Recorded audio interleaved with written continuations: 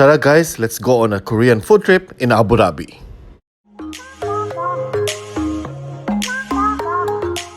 Ang tawag nila dito kasi tawag nila yung... Okay guys, so ito na yung order natin na yung kaya meron siyang folder kasi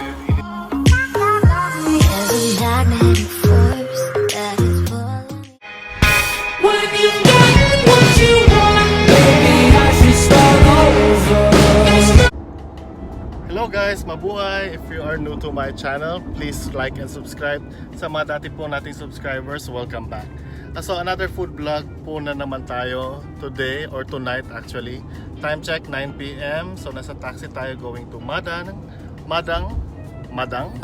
Korean Restaurant sa Algasal Golf Club.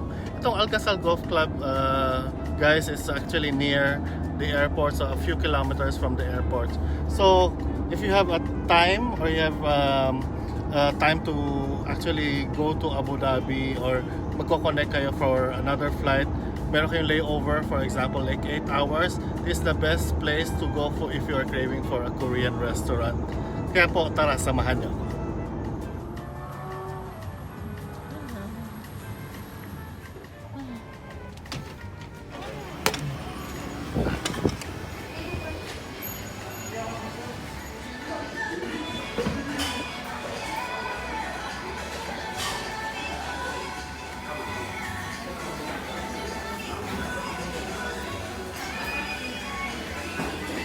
Dito sa Madang Korean Restaurant, they offer baked chicken, which is a must try. At syempre guys, try nyo na rin ang kanilang Korean bomb na beer mixed with soju.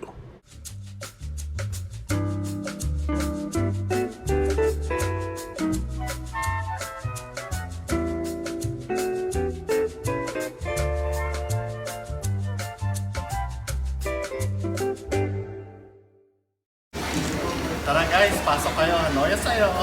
Ate yung meron silang small room para for privacy. So pwede siyang seater siguro ng 6. 1, 2, 3, 4, 5, 6. So ito nakaset up siya for 2 kasi kasama kong bed sheet ko kami dalawa. And so ganito lang kalaki yung room. So at least you have your own privacy. Tara, kain na tayo. bigay sa attention, press ng button.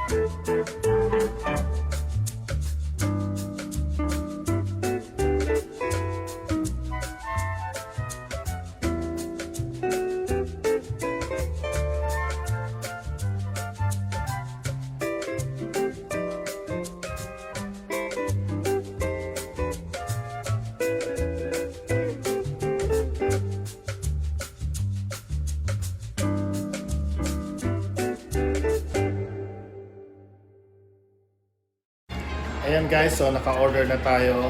Habang hinihintay natin yung order kami ng beer. Whole Garden.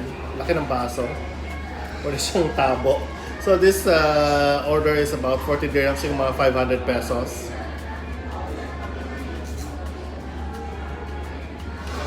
Very refreshing. Ayan guys, at last, our order has arrived. Okay guys, so ito yung barbecue na in-order natin, Korean barbecue of course kasi Korean restaurant na. So, ito ang rib eye na may onion tsaka mushroom. Tsaka, ewan ko ang tawag nila dito kasi tawag nila yang galbi. And this meats. Tapos of course, may vegetables and chili and garlic. I will show you how to cook and prepare and how to eat.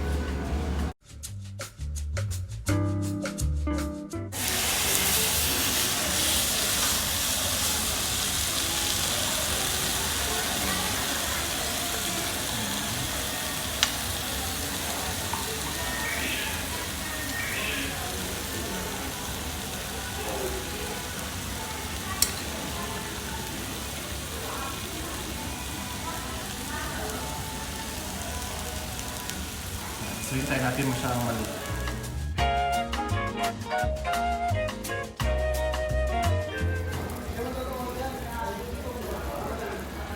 Okay guys, so ito na yung in-order natin na spicy kimchi soup or stew.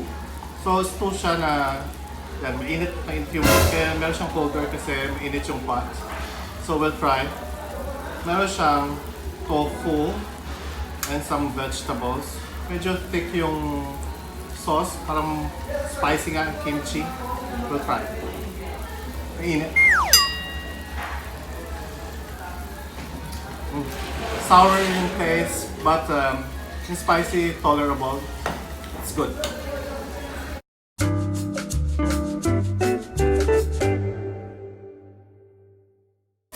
Okay guys, so ayan na, so luto na yung ating Korean barbecue na beef. So I'll show you how to heat it the Korean way. So you'll get a piece of meat, tapos lettuce. Lagyan natin dyan ng konti. Tapos usually for me, depends naman yun sa taste mo. Usually I put kimchi. You can put fried garlic. Hindi ko siya pagtatapos.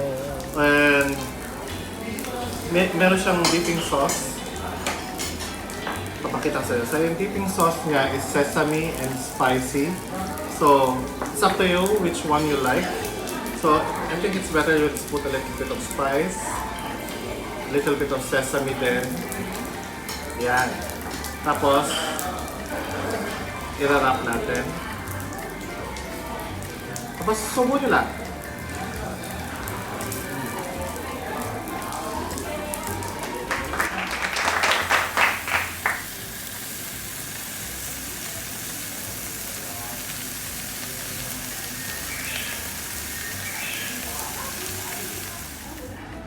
As for me, it's also best to eat the beef barbecue with rice if you're not on a diet.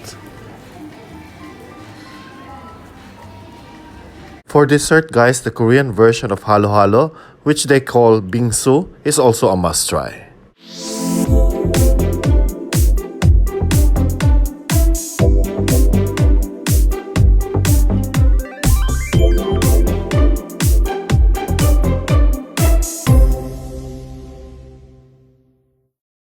Also in the restaurant, you can also purchase your favorite Korean food products pangpasalubong.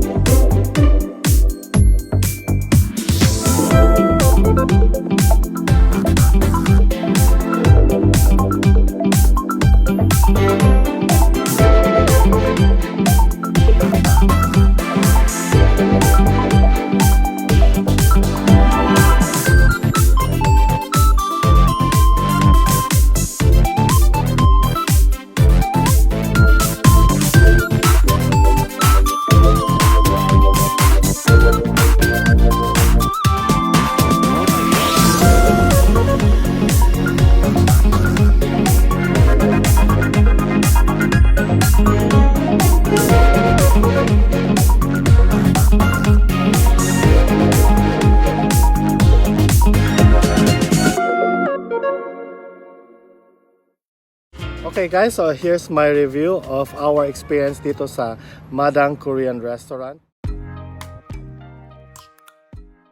Simulan natin sa staff and service. Staff and service from 1 to 10, I'll give them 8. The crew are very friendly, they're very polite. But we came here on a Thursday night, so parang weekend na. Kasi weekend na tomorrow. Usually a weekend here in the UAE is Friday and Saturday. So there's a lot of people. Medyo natagalan dumating yung order namin and the menu.